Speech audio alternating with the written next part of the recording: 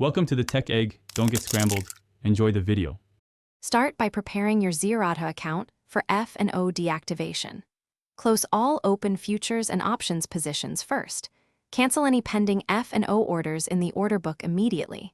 Ensure your ledger shows no negative margin or unsettled debits. Withdraw excess available funds to your bank if you prefer zero balance. Note your Zerodha client ID and the registered email address before raising a request. Keep your KYC documents and PAN details handy for identity confirmation.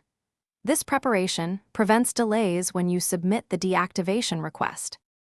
Open Settings, go to Accounts, choose Google, and tap Remove Account to start.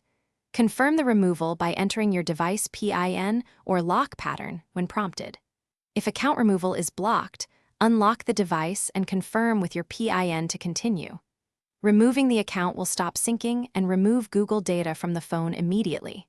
Sign out of apps like Play Store and Photos after removal to ensure no linked services remain. Check that contacts and calendars are backed up elsewhere before proceeding. After submitting the request, monitor your account for confirmation messages from Zerodha.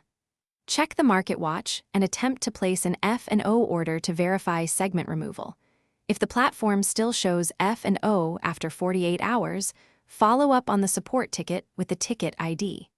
Keep all correspondence until you receive a final confirmation email. Remember, you can re-enable F&o later by reaching out to support and completing any required declarations or agreements again. Thanks for watching. Consider subscribing if I helped unscramble your problems.